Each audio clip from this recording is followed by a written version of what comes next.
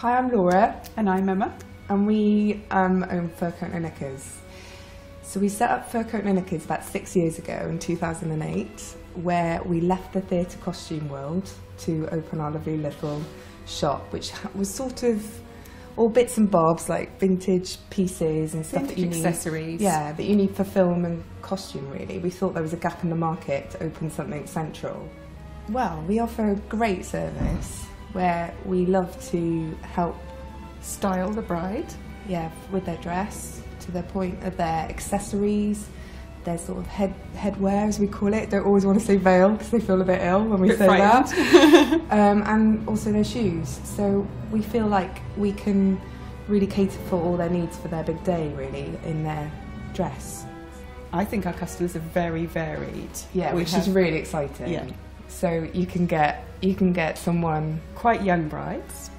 You can also get older brides, and you can also get people that are really all different types of girls. They're from a lot of different backgrounds, and that's what makes it really exciting, because they all have their edge on these dresses, where you hopefully feel that you get their personalities into their frock, which we love to help with. That's why we've been really listening to our customers about the gaps in our dresses, the things they're looking for, because we've filled the gaps with new styles. When we get somebody who we haven't quite got what they want, we talk about it, and then we go back to the vintage dresses and see if we can find another style that would fit into our collection, and hopefully eventually cater for whatever they're looking for. We have challenges all the time where you get asked questions on the spot about things. And again, our theatre background has made us very creative in that way. So sometimes we will just know we've got to come up with an idea and try and show that bride. Not everybody understands, because sometimes we're putting petticoats over the top of dresses, or just trying to pin things to make them see how we could create them a dress. But not everybody can understand that without seeing a sample, a finished sample.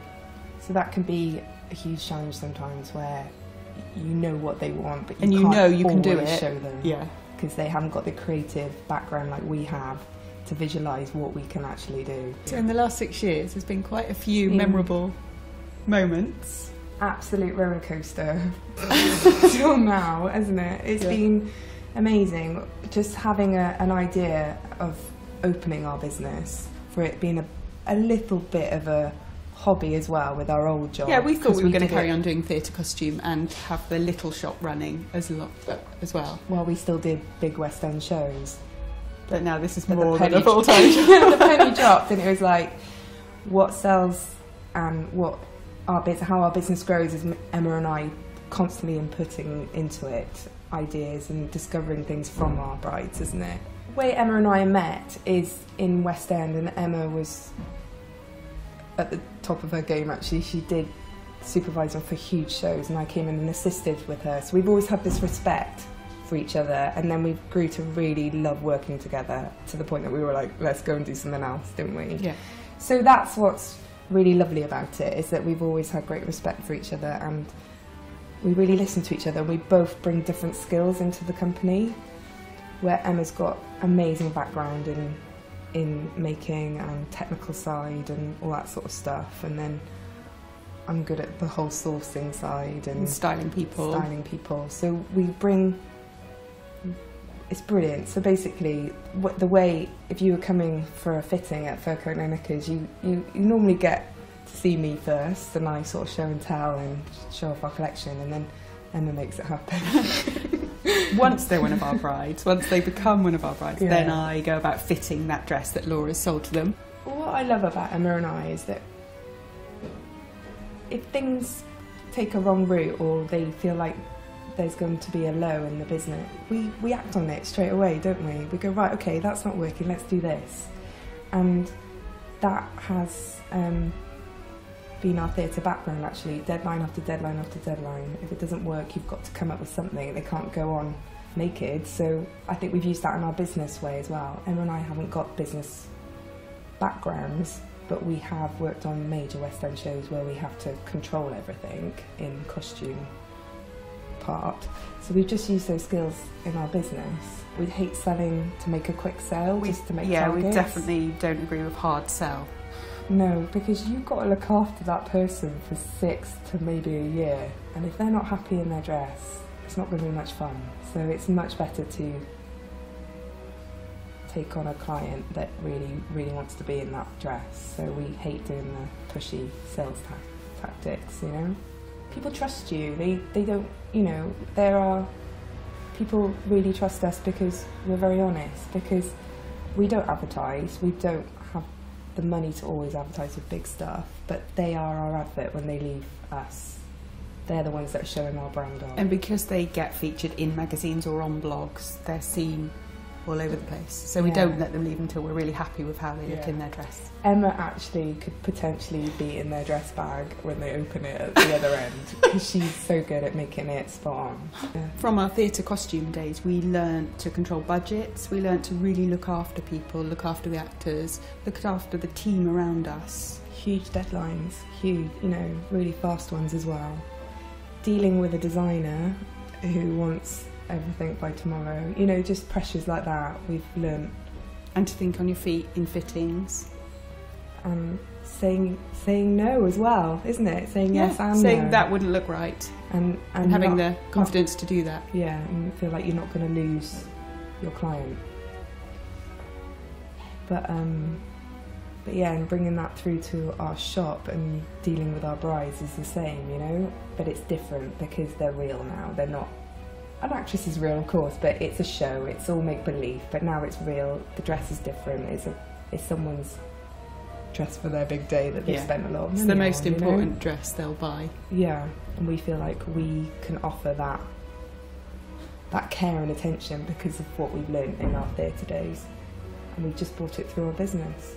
So that's what we're doing. We're making this brand, this collection that we've produced in the last couple of years, just settle and get out there and people see it work.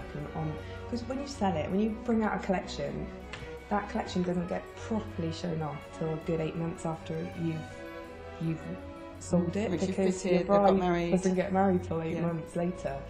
So this year has been a huge difference for us, because those brides that we sold last year are starting to show those dresses off now, and they're starting to get featured. So word's getting out that we do it. So this year's been a huge difference to us. So next year, hopefully, the next lot that we've just produced this year are going to be shown off, and then the following year, let's hope we can bring out some goodie, you know, those whoppers as we like to call it. Mm. And also we're very different because we make everything ourselves in Britain. We get the bride in earlier as well. We have a whole process with them, so they're not getting fitted the last 2 months before their wedding.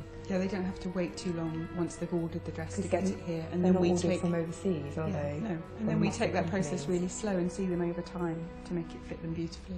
Generally, they come in about 3 times, maybe 4, and they have a really nice time. And also, if they are completely in the wrong shop and we can't help them, we do suggest other places for them to go. But I think people are happy that it's made in this country when they're making a purchase on a wedding dress, don't you? Yeah. I think a lot of people have said that, asked where we make them, and that's quite important to them.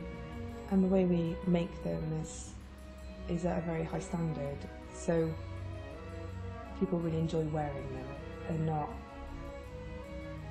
and I think it's because we've got control over all that. It's not mass produced. And again, because they're not mass produced, we can custom order for people, so if they do want it made slightly differently, we are up for we can do doing that for them. Well, yeah, there is a challenge. It's cost. When you keep it in Britain, it costs more. But we're up for that because our quality is good, because we keep it near us. We go and see our makers. We actually transport it ourselves. That's how caring we are on our product. Because it's someone's dress, you can't lose it. There's loads of companies that have got loads of long dresses. We specialise in shorter frocks, but we are slowly building our long dress department, but we're going to do it our way. We're not going to do it because there's lots on offer out there. We've got to be different, and that's where we see the challenge as well, isn't it? Yeah, and I think keeping it that we take it from our vintage dresses we've had over the years and then work on those shapes to really flatter figures is the way to... Not just a size 8, like in every shop.